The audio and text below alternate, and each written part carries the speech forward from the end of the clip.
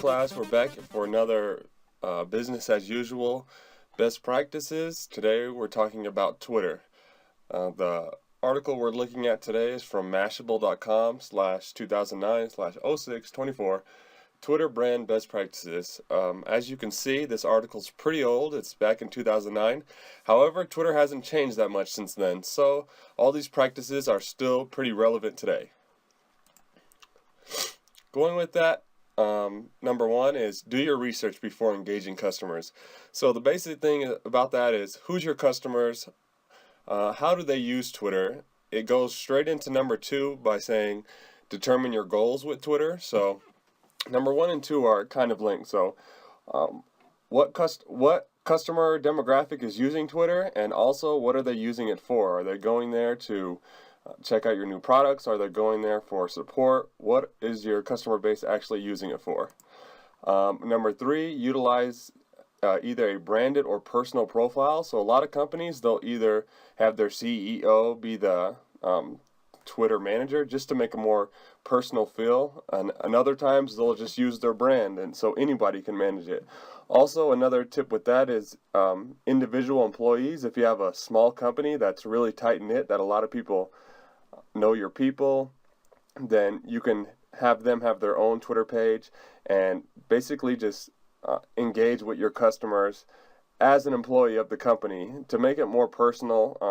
That can really help your brand credibility, which goes into number four. Build your Twitter equity and credibility. So by doing the things in number three, you really will be able to build your brand equity. It says here that you won't succeed in building your Twitter equity by pushing out one-way marketing messages. The thing about that is have a conversation with your customers. So don't just push out promotions and things that are one way. People use Twitter not just to get information, but they use it to actually communicate with the businesses. Track metrics and conversion trends. This has actually grown a lot since 2009 with a lot better technologies to track Twitter posts, and you're able to, you've always been able to use hashtags, but now you can convert it into different software, which you have to go out and find, but you can actually track how many people are actually engaging with your post and how many people are talking about your business.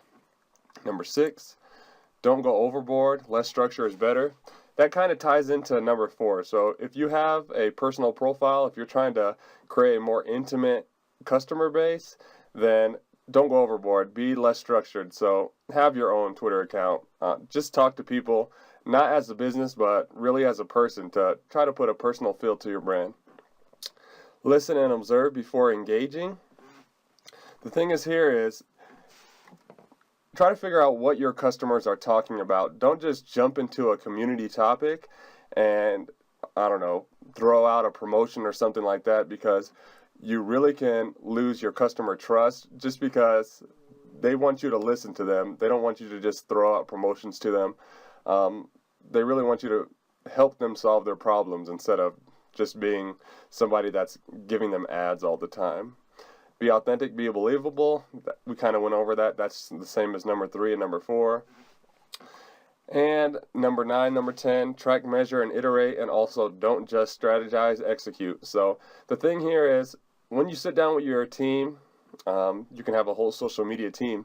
When you sit down with them and you figure out what strategies you're going to do to try to grow your Twitter base based on your strategy, you always want to not only just talk about that strategy, but actually execute it. And once you execute it, track, measure, and iterate those results. So find out what's working, find out what's not, and then get back with your team and try to figure out another strategy, or try to take what's working and do more of that and drop out what's not working. Earlier in this post, it talked about the 80-20 rule, meaning 20% 20% of the things you do will produce 80% of the results.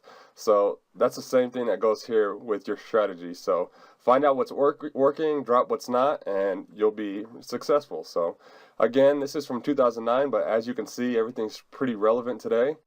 My name is Alexander Clark. I'm from Business as Usual, and thanks again for watching.